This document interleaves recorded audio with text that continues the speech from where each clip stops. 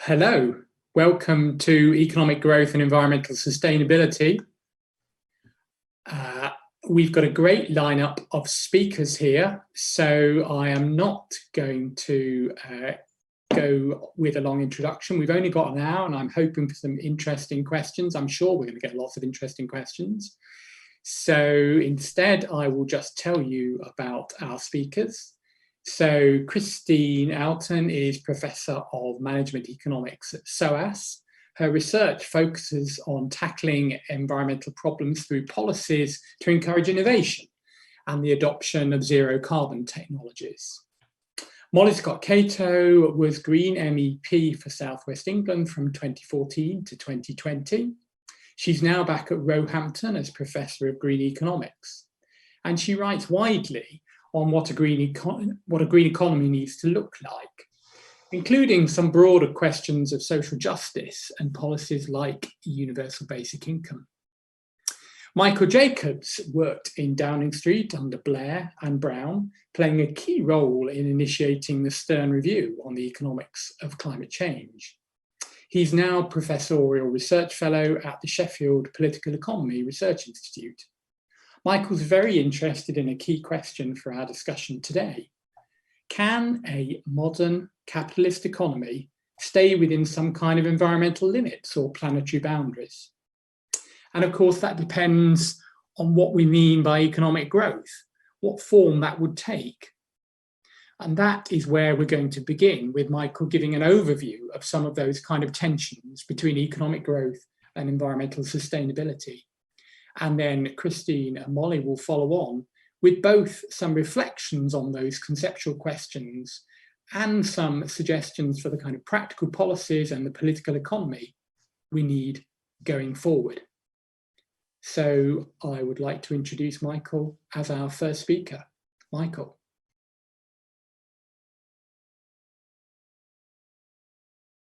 Thank you very much, Jonathan, and welcome everybody. I have been asked to kind of give a very quick general overview of the growth debate, the debate about whether economic growth and environmental sustainability can ever be compatible with one another, whether it's possible to have environmentally sustainable growth. This is a debate that is next year about to have its 50th birthday. It originates, there are of course long antecedents in Malthus and others, but the modern debate it starts with the publication of the Limits to Growth report, the Club of Rome report in 1972, which produced, using what were then very new economic modelling techniques, some would say not very economic modelling techniques, but anyway, systems modelling techniques. It produced a number of projections of the ways in which resource use, food production, pollution, and human population might occur if there were no changes to the relationship between the forms of output that the global economy had and their environmental impact. Over that, and that graph on the right is the core graph that lay at the heart of the World System 3 model. The debate has had two different dimensions, and we're going to focus, or at least I'm going to focus mainly on one of them. I have a feeling that Molly and Christine may also focus on the other. The growth debate has had an environmental dimension, which is the claim that growth cannot continue without unsustainable environmental damage. But it's also had a social dimension, which is that growth doesn't generate overall social welfare. Put very crudely, you could say that one half of this is that growth is impossible, and the other half is that growth isn't desirable anyway. The core question, as Jonathan has already alluded to, is what are we talking, when we talk of growth, what are we talking about? And there are basically two different variables that this debate focuses on. One is what an ecological economist would call the throughput of carbon and physical materials through the economy. That is the flow of resources and carbon-based energy through our economy from the natural environment and out again into the biosphere. The other is the growth of GDP, which is of course how economists normally measure growth. Why is it important to think about the throughput of carbon and materials? It's because to an ecological economist, this is the body of of thought, which stems in its modern form from Zizek Rogan's book, Entropy and the Economic Process in 1971. It's a recognition that although most of economics deals simply with monetary variables, actually the economy is a biophysical system, one in which matter energy flows according to the first two laws of thermodynamics. I'm sure you remember these. The first is that matter energy can be neither created nor destroyed. There is a fixed total. And secondly, that in the absence of an external energy source, matter energy tends towards entropy, or increasing disorder. This is essentially the picture that an ecological economist would want to draw the economy. It's one in which the economic system, in the square box in the middle, is wholly embedded within the Earth's biosphere. And we have, through that system, flowing solar energy, natural resources, and then inevitably, because of the first two laws of the thermodynamics, the same amount of resources and energy coming out of the economy back into the environment, but in a degraded or more entropic state. Ecological economics would further say that we have to understand that the natural environment is not a linear system, it's a complex non-linear system, and it has thresholds above which the environmental services, the things that it provides for us, can dramatically decline, sometimes called environmental limits, and that we cannot simply substitute those services that the natural environment provides by human-made technologies. We can do it up to a point. We clearly can make very complex new materials out of the resources that we're given, but there are some things that we cannot do with human technologies on our own. We cannot replace water, for example. We cannot replace the regulation of the climate, the protection of the Earth from ultraviolet radiation that the ozone layer provides, and so on. Today, we often use the concept, as Jonathan did, of planetary boundaries to mark those limits where there are likely to be thresholds or tipping points when the state of the environment is going to change radically as more pressure is put upon it. This, from the Stockholm Resilience Centre, is the picture that's generally used for the idea of planetary boundaries, 9 different environmental components of the biosphere, and they're the scientific estimates of how close we might be to tipping points, beyond them in the red zone, at them in the yellow zone, not yet in the green zone. So, coming back to the question, growth of what? There is broad agreement in this debate because of the ecological economics of the thermodynamic economy, that it is not possible to have environmentally sustainable exponential growth of material and carbon-based energy. That would not apply to solar energy, but carbon-based energy over a long period. Ultimately, if we continue putting carbon through the economy and materials through the economy, those thermodynamic forces will inevitably take us beyond the tipping points or the planetary boundaries. But of course, GDP does not measure the material and energy use of the economy. It measures monetary transactions. Most economists will be familiar with this picture, rather unlike the ecological one of the economy, which is simply a flow of money and of monetary values around the economy. So the core question that this debate asks is it possible to have growth of GDP, of the money-based economy, without that unsustainable throughput of the physical or thermodynamic economy?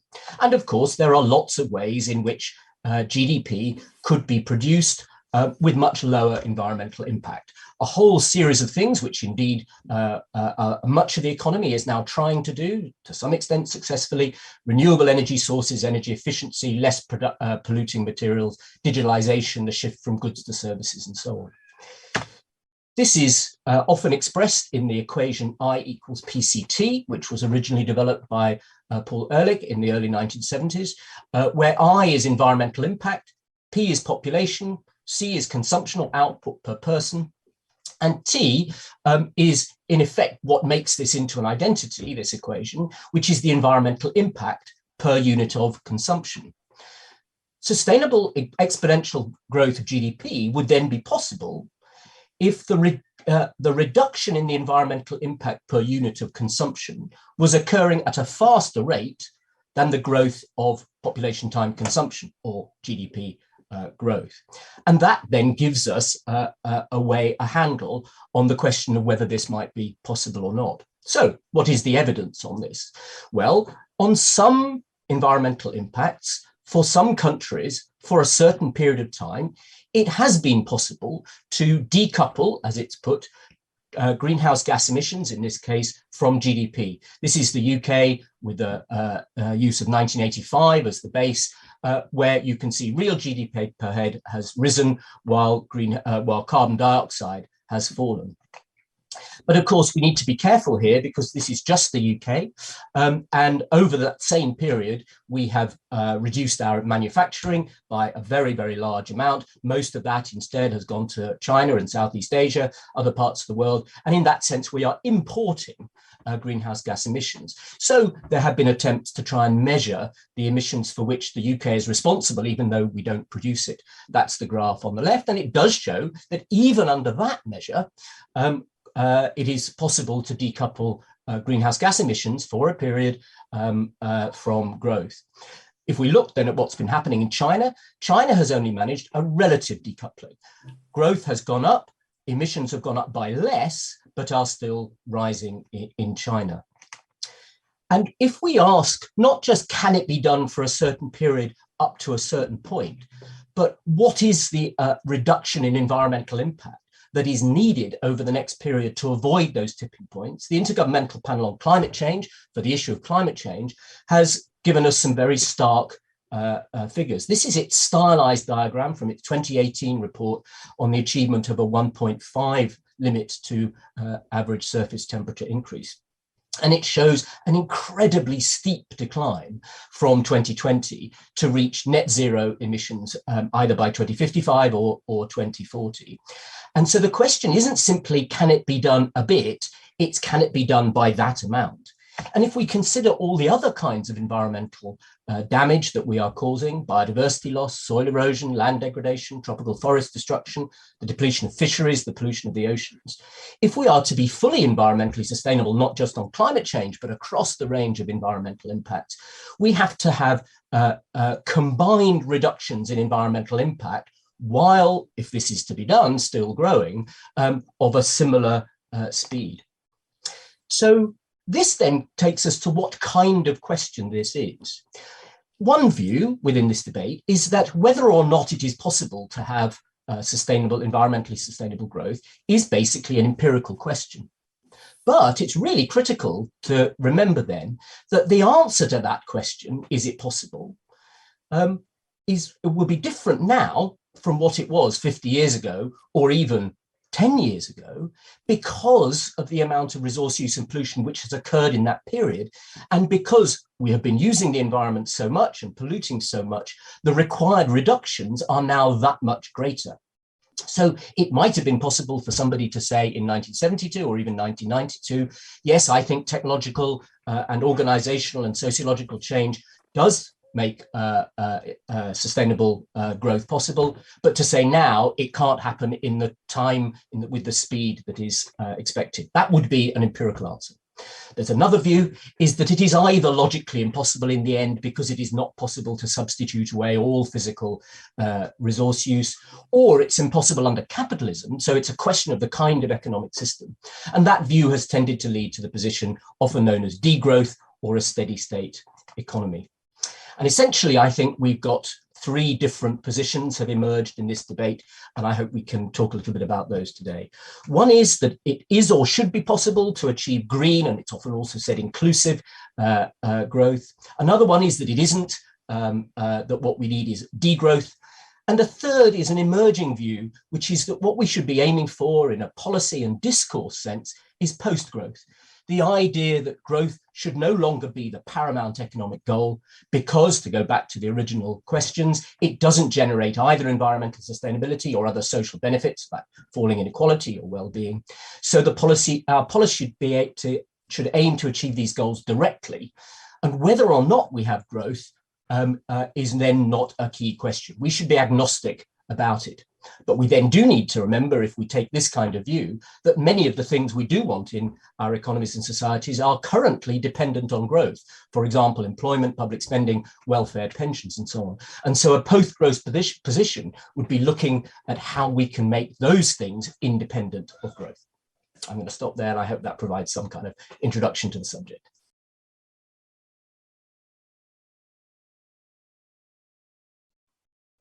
Well, thank you, Jonathan, for the introduction, and to Michael for that really helpful overview of the key issues. And that saved me a lot of time, so I hope to speak quite briefly now.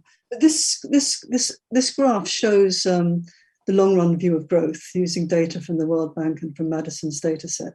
And you see that over 2 millennia, not much happened. And then in the 20th century, we had this massive explosion in growth, and that has been associated with climate change. And that rapid rise hasn't brought all the things that growth might deliver. So although growth is spectacular, we still do have inequality. We still have extreme poverty in a world of plenty. And so there is a question mark over whether growth delivers on those wider issues that Michael's spoken about. But what's underlying that huge steep rise in the curve is, of course, technological development. And that raises the question, can we have, through technology, growth that is somehow clean growth? And it's that question that I really want to focus on. Another issue that Michael highlighted, and it is extremely important, is the difference between advanced high-income countries and low and middle-income countries. Because if we deny growth, then we may be denying a way out of poverty for low-income countries. And these are the countries that are most affected by climate change. So there is that distributional element that is incredibly important in designing policy. So what we see is this huge increase in income. Income's increased 12 times since 1950, and yet we haven't solved social issues. But is it possible to solve the environmental issue that Michael has quite nicely posed in his introduction? A decade ago, I was part of an ESRC project and on complexity, and the findings of that project were published in 2 books and actually in an article in the Cambridge Journal. And as part of that project, we wrote a paper called "Can the Car Makers Save the Planet?" And our answer, to cut a long story short, was not by themselves. They couldn't do it because they faced all kinds of incentives not to invest in low and zero carbon technologies. And in contrast, there was no overwhelming policy, overarching policy to encourage low carbon and zero emission vehicles. And so this graph here shows this share of hybrid, plug-in hybrid and electric vehicles in the United States. And that technology was introduced in 2000 by Toyota and Honda. And the reason it got introduced is because the California Air Resources Board introduced regulations that made a market big enough for Toyota and Honda to break through and get economies of scale in using that technology. But it has taken 20 years and we're not a lot further forward because the share of clean-ish vehicles is below 4% in the United States. What we do see is a huge difference between the United States and as a whole in California. In California, the share of hybrid and electric vehicles combined is 15%, but that's way off of what we need to hit if we are going to limit climate change. And so we need to speed up this diffusion, and that raises a question about how we can do it. If we look at policies to do that, we see that there's very different policies in different countries. Norway's had a very proactive policy. Its share of electric vehicles is over 50%. So the regulatory environment is critical. And part of the problem is it's a coordination problem. We need all manufacturers to switch together to this technology. Otherwise, more expensive technologies are competing with cheaper petrol and diesel vehicles. But the progress, apart from 1 or 2 exceptional countries, has been very slow. And in the global south and in low-income countries, it's even slower. So China is leading in amongst the newly emerging economies, but still the share of electric vehicles is very low. So this is rather problematic. And what's gone wrong with this policy? We see California's done better. We see Norway's done better. The problem is there isn't an overarching framework. And what's needed is strong regulation. You might think, well, is this all pie in the sky? Can it be achieved? Well, it has been achieved. And it was achieved in the case of CFC gases under the Montreal Protocol that was introduced in 1987. And this protocol is widely regarded as one of the most successful UN protocols. It's the only one that has been ratified on the environment by all 198 members of the United Nations. And it led to a very dramatic fall in CFC gases. Of course, all of this was to protect the hole in the ozone layer, to try and close the hole in the ozone layer. And this shows the fall in their use over that period. It shows it for developed and developing economies combined. Developing economies under the policy were given longer to adjust. That was quite important. But you see, within 5 years, really, of it taking effect in 1989, after it's introduced, the level had fallen to a very low level. In fact, if I just pulled out the developed economies, it would be even lower. And then it took longer for the developing economies to adjust because it's more costly for them to do so and they needed resources. This policy, everyone committed to this regulation. I have to say, when it was introduced, DuPont, who was one of the major producers of CFC gases, objected very strongly to the Congress in the United States and said, we don't know, we haven't got any replacements. It's going to take decades for us to do the research and get to a point where we can eliminate CFC gases. In fact, they did it in 5 years when they were told to do it. I mean, they had to do it under this protocol. So it shows the power of having a single protocol that all countries sign up to. And that is what is needed on vehicles. And of course, under the Paris Agreement, that's what we don't have because there's too much flexibility. What was also necessary to make this work was there was a £3.9 billion technological support fund to help companies and societies and economies make this transition. So this kind of policy can work, but it needs a lot of coordination at the global level. And you contrast it with what's happened with electrical vehicles, where we don't have that coordination. Here we are 20 years later, and the market share of electric vehicles and hybrids is just, in the US, has just gone up to, so if I add them all up together, all different types, hybrid electric and plug-in hybrid electric, it's 7.6% for the US as a whole. And California's done better, so it's got tougher regulation. But you can't really go it alone. You need all economies so we need much stronger regulation if we're going to achieve the kind of things that Michael has said are necessary in order for us to avoid the negative sides of growth. What are the lessons, really, the policy lessons for that? I think it's really that we need policy lessons and lessons for academics. One is we need to analyse economies as part of embedded in a natural system, in a more complex systems framework. And we need to recognise that you need international coordination now to solve these problems. And I think I'll stop there.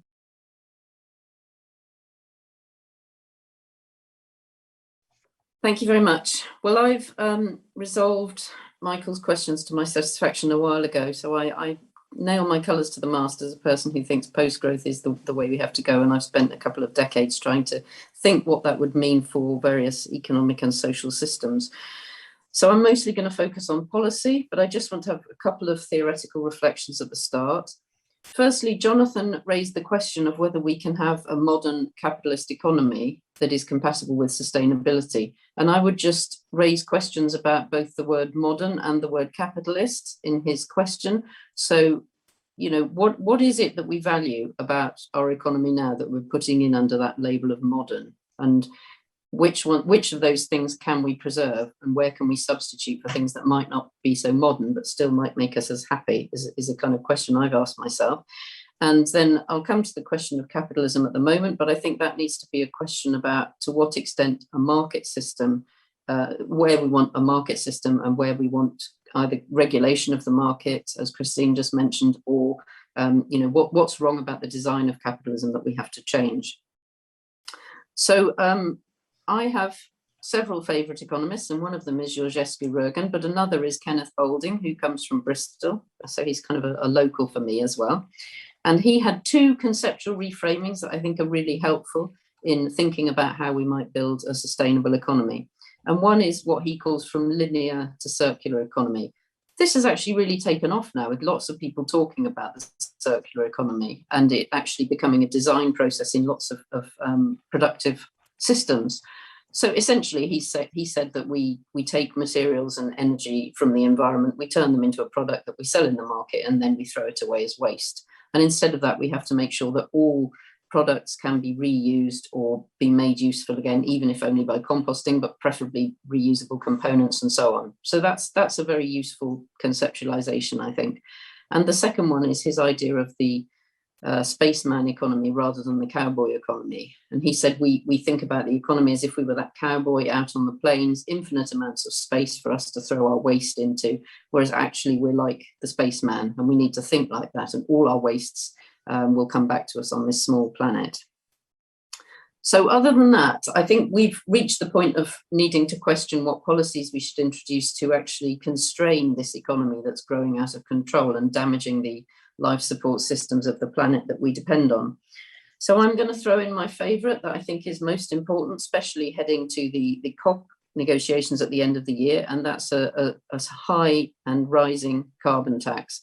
Obviously, global carbon tax will be better, but we need to, those of us that are committed to addressing climate change as countries need to bring in that carbon tax. People talk about a carbon price, but for me, the carbon market systems are nothing like as efficient or as predictable or as useful as a carbon tax.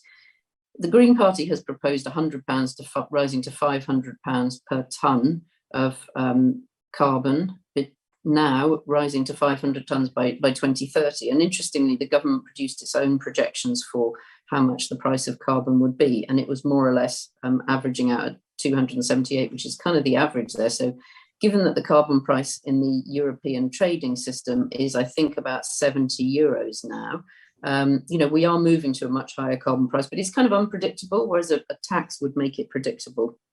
It would also bring the accountants on side. We've got the accountants on side with non-financial reporting now, so they're needing to report the environmental and climate impacts of all economic activities in companies, but it would be great if they also were focused on carbon reductions, because carbon was now costing companies a lot of money. Coming back to that question about capitalism, capitalism has lots of very bad design features if you're trying to build a sustainable economy. And the most important one is that it relies on accumulation. So it's the nature of capitalism that people profit, they accumulate value, and then they reinvest that value in the economy, or they indeed spend it usually in very high energy ways. So that is something that we can't afford in a sustainable economy. It's extremely inefficient. We need to be designing an economy that maximizes our well-being in an equitable way, rather than allowing accumulation and extraction of value by a small number of people.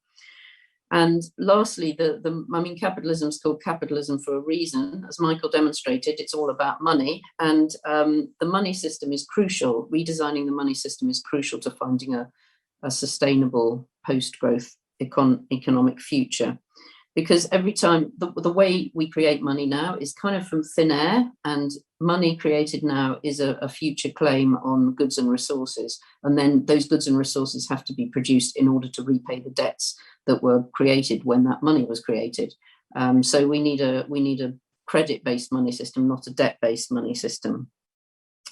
There are big questions here. I mean, how do we move from the economy we have, which is focused on GDP and financialized, to an economy that's focused on well-being, measures of well-being, but also maximizing well-being for everybody?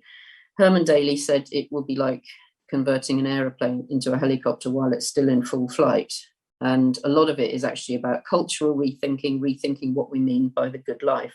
I'm just going to, because I've got very little time and I want to hear from your questions and what you want to discuss, but I'm just going to quickly apply this rethinking to the three factors of production that economists think about: land, labour and capital.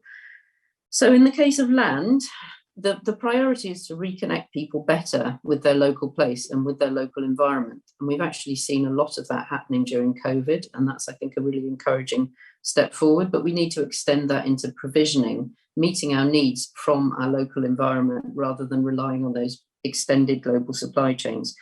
That's good because it'll build a strong community and strong local economies and keep the value local. But it's also good because it will mean that if everybody looks after their backyard, then the global environment as a whole will be protected. That's why we in Stroud use the term LAMBY, looking after my backyard, every time somebody criticises us for being NIMBYs.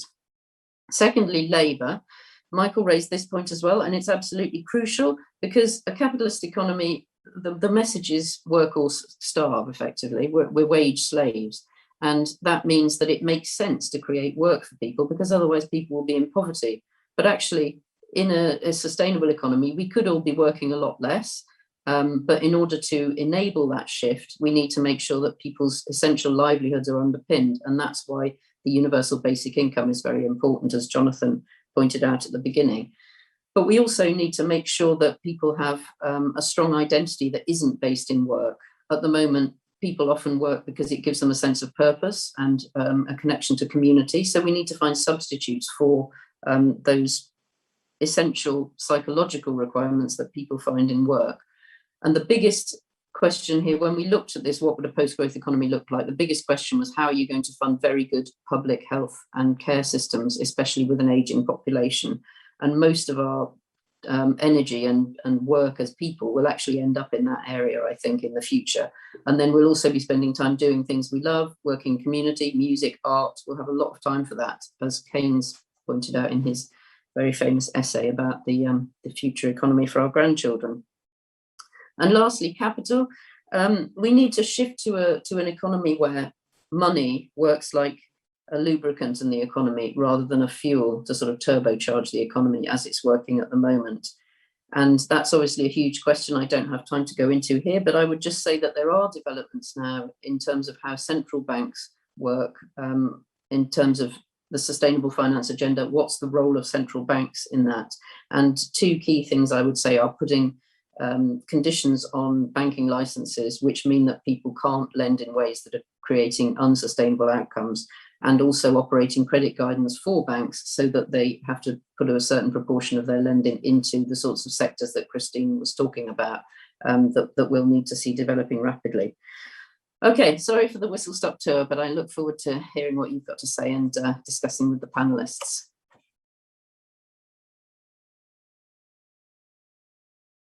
So that was a very interesting, and we covered a lot of ground in a short space of time, which was great. And I'm just waiting to see the questions here, and I'm not seeing them, and I'm wondering if I am missing them, or if I should be looking elsewhere. So while I'm waiting for those questions, maybe I'm going to ask our panelists if they've got questions for each other. I mean, I've certainly got questions, but I think the first turn should go to the panelists who've got questions for each other. Anybody want to start, Michael? You're on mute, Michael. I was being very well behaved. So I wanted to ask Molly. Molly, you say that you are you are in favour of post-growth. The interesting thing about post-growth as a discourse is it seems to me to now be used by people who still hope that growth might be possible, and people who are absolutely convinced that it isn't, and who indeed in reality would like to see or believe that it will be required, that we contract in GDP terms, so that the economy undergoes degrowth, as it's often called. There are other people who are very explicit about that, Callis, Hickel, and some others. And I wondered whether your view is that while you may favour post-growth as a discourse, in fact, you do think that it won't be possible to increase GDP and we will effectively need to experience degrowth?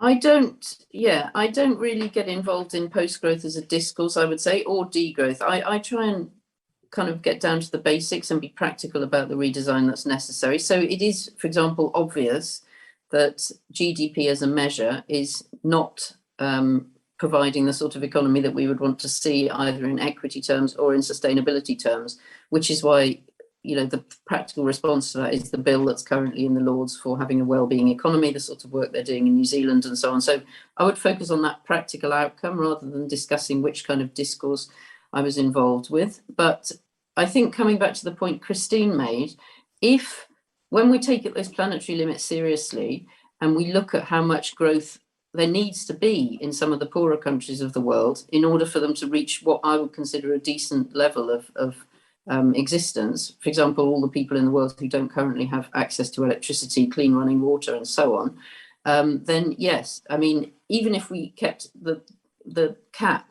in terms of economic growth or the size of the global economy where it is now, the fact that there needs to be growth in the countries of the majority world means that indeed we would have to shrink our economies in the West. I think that's an inevitable consequence of saying that we need climate justice as well as that we need to end economic growth.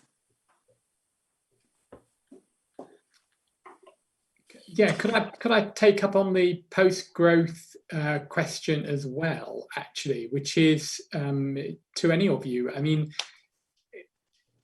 as I understand post-growth, it's really saying let's look incrementally at various policy interventions we can make, which will actually achieve the objectives that matter, whether they concern the environment or social justice or whatever. And we don't care about how that gets measured in terms of GDP. But it's really sidestepping the kind of question, is there an overarching framework that somehow squares the circle that enables us to have meet our economic objectives within those planetary boundaries? And if you come back, if you're forced back to that bigger question, then you've got to go one way or the other, haven't you, with degrowth or with green growth?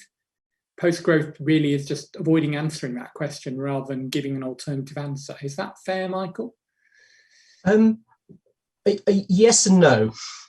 At one level, yes, in the sense that post-growth is not a change in GDP, unlike green growth and degrowth, which are very clear that they are something to do with GDP. Post-growth is, as I said, and Molly kind of slightly disdained, but for reasons I would understand, it's a discourse. The reason that people are moving to that discourse, insofar as that's happening, is because the growth debate has become so polarized, and because there is a feeling, which I think is still true, even though it's probably a bit less true than Greens have often claimed, that economics and economic policy is rather obsessed with growth. And we have believed, and this is, of course, because it was true for at least 30 years after the Second World War, that if we got growth, then most of the other good things we wanted in our society, better public services, reduction in poverty and inequality, even some environmental improvement, would occur. So growth was the kind of proxy for a well-performing economy, because it actually was. The problem has been that for probably the last 30 or 40 years, it's been much less true that growth gives you those other good things. It definitely doesn't give you environmental quality. And it's also been associated with rising inequality, not falling inequality, tremendous problems of mental health and a lack of well-being, and so on. And so, and that's where the kind of the argument for post-growth is that we should not be focused on growth in the same way. It's the wrong thing to be focused about. And this is not just about GDP growth. This is, the measurement. So there's been a lot of attention to the measurements. And as Molly says, there have been lots of attempts to have alternative measures to GDP growth. And indeed, we have them. The ONS, the OECD publish non-GDP based well-being indicators, a whole dashboard of them. But of course, that's only what you're measuring. It isn't actually what's occurring within the economy. And what's occurring in the economy is the expansion of the throughput of carbon and materials, whether or not we use GDP as the measure of that. And that's the reason people are going towards post-growth as a discourse. It's to get away from the idea of growth. And as you say, the core idea is, let's not worry about what's happening to GDP. Let's say, are we getting environmental improvement? Are we getting a reduction in inequalities? Is well-being being enhanced? Have we got a more resilient economy? Those are the 4 goals that I've been writing about recently. And frankly, whether or not we have growth, if we've got those things, that's a successful economy. If we haven't got them, it's an unsuccessful one. And frankly, growth is neither here nor there. Yeah. No, I completely agree with that. And I think that's why I think the focus is not to talk about post-growth, but to get on and focus on, what we actually want our economy to achieve. But I think it's also worth pointing out that actually we are in some senses moving towards a post-growth economy, because we're not seeing the rates of growth that we used to see. And that's bringing about a lot of social and economic difficulties for traditional political parties who have kind of promised people more consumption as one of the main offerings when it comes to election time. And I mean, one of the arguments I've had with socialists in the past, although I think probably we're moving on from this now, but it's that idea of Ferraris for all, so it's don't worry that somebody has a better car than you, because by next year, by working hard, because the economy will grow, you'll be able to have that car and so on. But that's sort of keeping up with the Joneses model of how economics works, and also how politics works, I think, which is quite important. And that's sort of contrasted with the Tory approach, which has always been that inequality is good because it drives you to do better, so you're doing better than the person next door.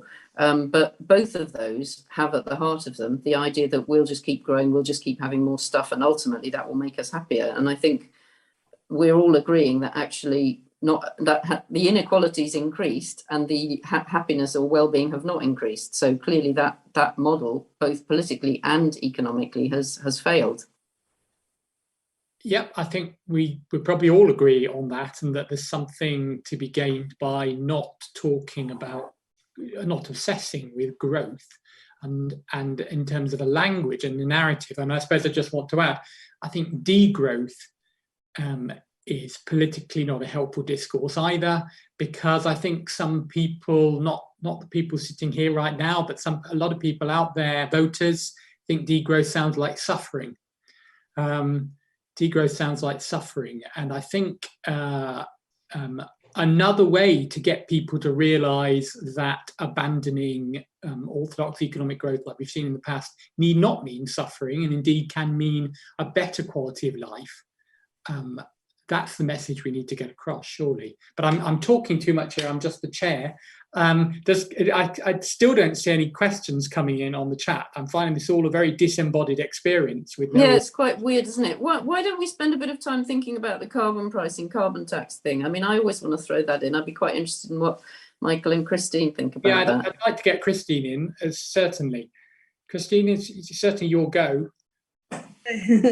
I've been listening to the discussion with great interest there, and I think I agree with much of it. I have some slight differences on the difficulty in dealing with countries at different stages of development and different levels of income on the post-growth thing. But I certainly agree that that dramatic growth I showed just hasn't delivered in terms of making people feel better off in the countries in which the growth has occurred, let alone the countries where it hasn't occurred. So there's a real challenge to change that focus. I suppose my feeling on carbon taxes is I'm not against them. I just don't think that they're the most effective way. And without regulation, I think it'd be much more effective just to say, have a very short deadline now on introducing zero emission vehicles.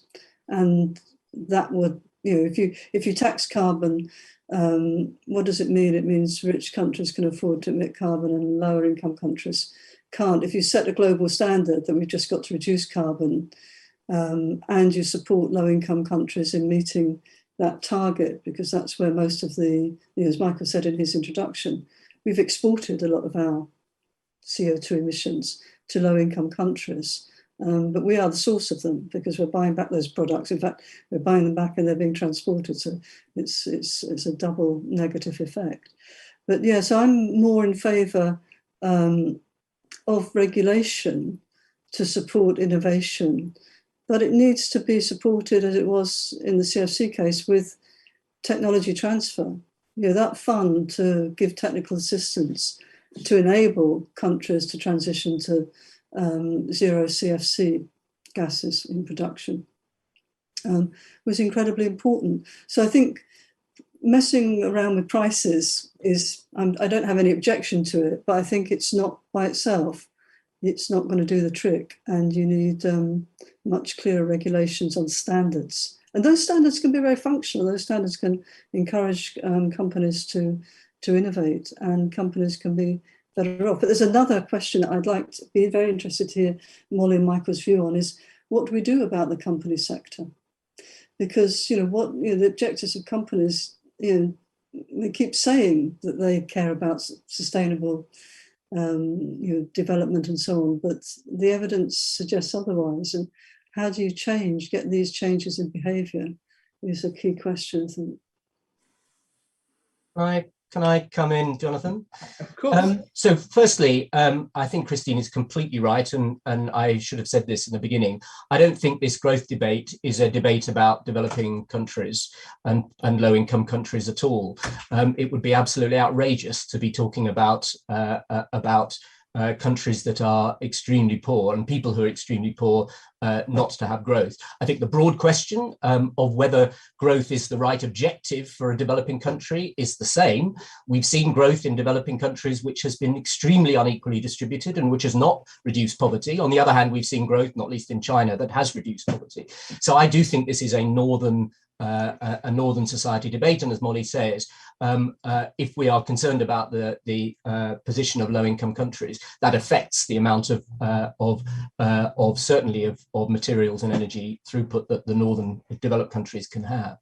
I was, however, very surprised that with Molly's focus on a carbon tax or carbon pricing, and the reason for that is that this is essentially to adopt, and I'm sure Molly doesn't do this I know she doesn't in her own economics, but it is based on the idea that what we need is marginal change. What taxes do is change behavior at the margin. We've had now carbon taxes, largely through the emissions trading scheme, but also things like fuel duty and so on for many years, and they have done marginal change. So there's a bit of switching, for example, in the European power sector between coal and gas because of the carbon price.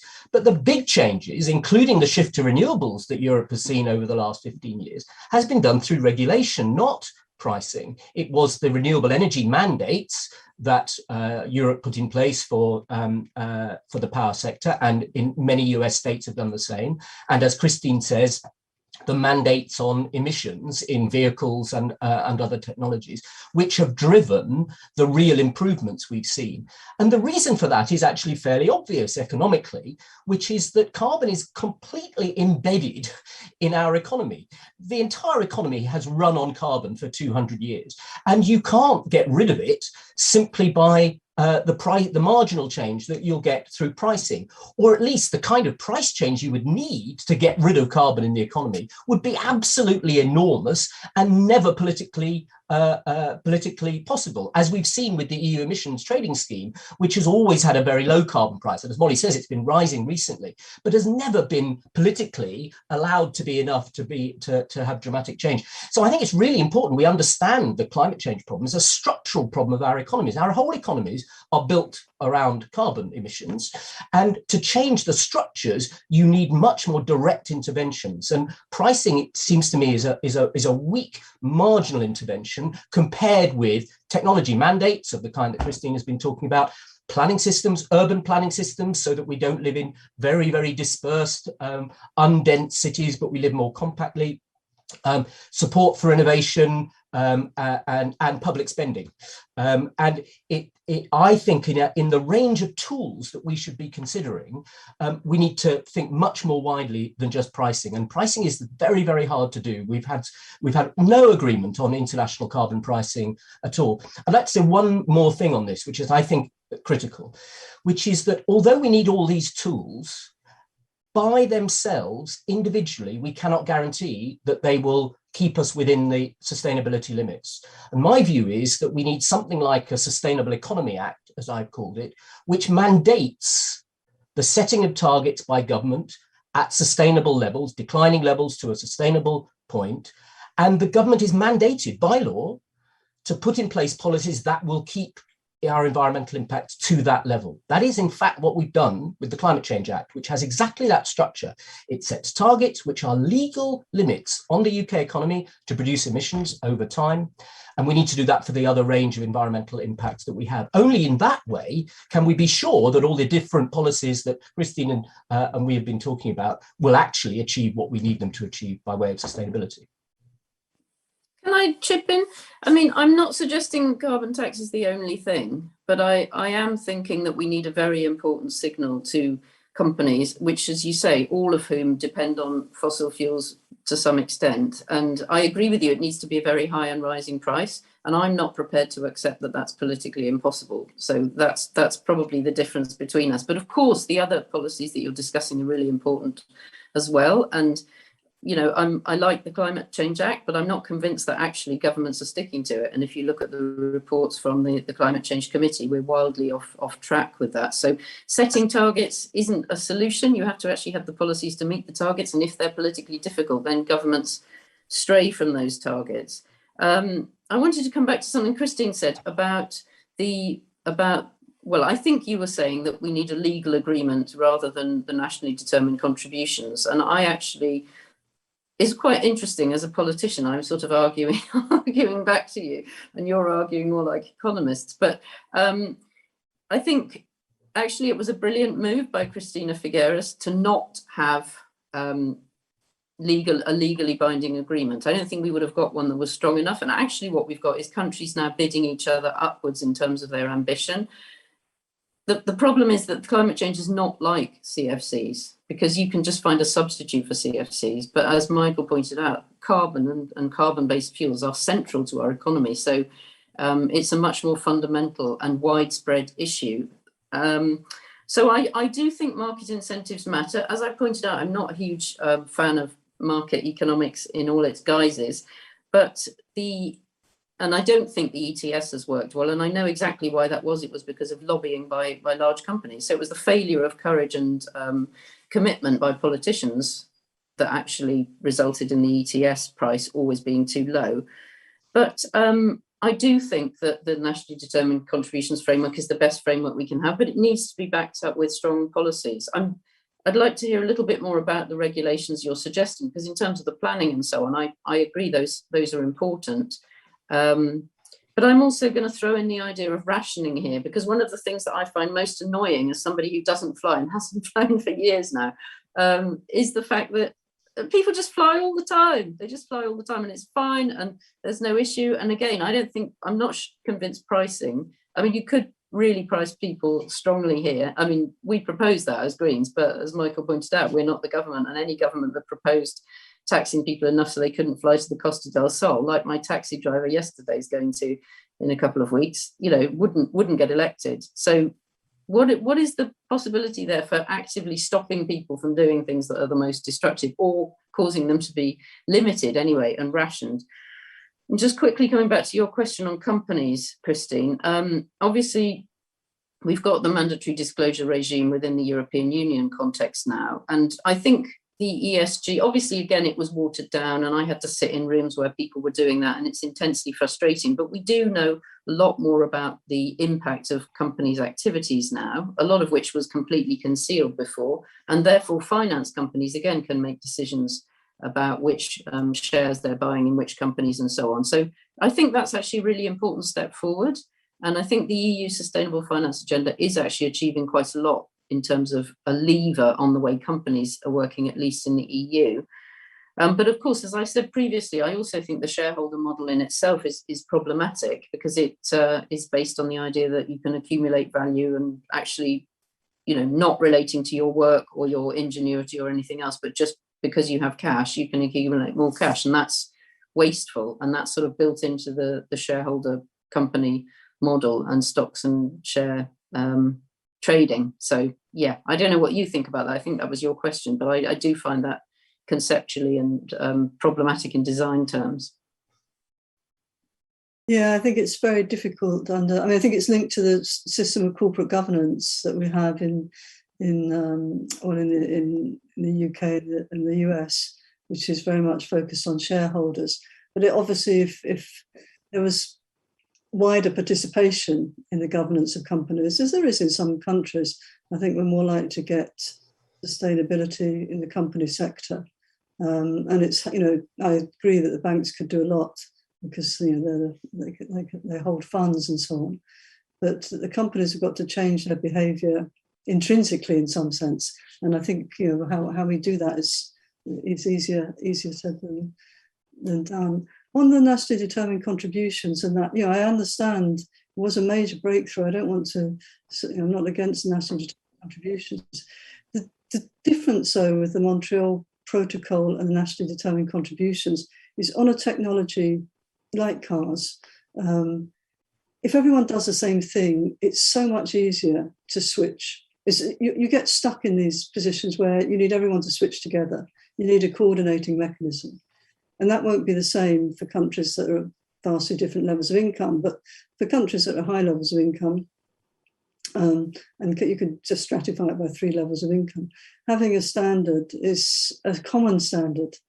If we could tweak the nationally determined contributions to have common standards, I think we would get transition more quickly. Just explain common standards. I'm not really following you there. So the problem with cars is there's huge economies of scale in car production. So it's more expensive to produce clean cars than to produce cars that emit vast amounts of CO2. So to make the technology able to compete with older technologies, you need to get everyone to kind of switch to it together. And the standard does that. So it's a classic coordination device in the tragedy of the commons, in a way. If everyone switches to new technology, they're all competing on a level playing field, and you escape that tragedy. So the common standard in CFC gases was really functional, and it got all producers to switch together. Developing economies were given longer to adjust and supported through the technical fund. But having some commonality of standards, I think, is on certain technologies, and it won't work on everything, is important. And a bit more of that in the nationally linked with nationally determined contributions would, I think, be a step forward. Right. I need to cut in there because we've got the questions coming in through another route. So I'd like to call in one of the questions here. There's a long list. They've not been coming through to me in the way I was expecting. So Jamie Morgan has questions on aviation. But we haven't actually got an exact question here. Alan, maybe we could go to another one because I already said something about aviation. Maybe not what Jamie thinks, but Alan Shipman has a question on lessons from the Montreal Protocol, as well as getting everyone to sign up. Didn't it require a verification system to detect any continued emissions? Okay, was the success due to rapid development of affordable alternatives? Any thoughts on that, Christine? So in the beginning, it was due to rapid development of affordable alternatives, but before the protocol was introduced, DuPont was the biggest manufacturer of CFCs, and it objected in the strongest possible terms in its evidence that it gave before Congress, US Congress, that it was impossible to do this, that there were no substitutes, it would take decades and so on. And as soon as the standard was set, with the support fund and collaboration on solving this technical problem, they did it. They did it in less than 5 years. And it's the same with on the car makers, can the car makers save the planet? The car makers object strongly to being regulated. You all know this. And it is a negotiation process. Government is not exogenous. It's the government negotiating with the players, the key players in the industry, to reach an agreement. But sometimes, I've thought myself, why is it that in CFCs they stuck with the agreement and in cars they didn't? And I think one factor may be employment, that the car manufacturers, they employ a lot of people, they have, so there's those issues that may be different in the CFC case to the car industry, and they'll be different across every industry. We have to think about. But an interesting question, Alan. Thank you for that. That's been really interesting. I'm afraid we're now out of time. We've got to finish this session because of the closing remarks of the conference coming up. So I just want to thank you all for your contributions. And even if I didn't feed in all the questions, I think we've had a really interesting discussion.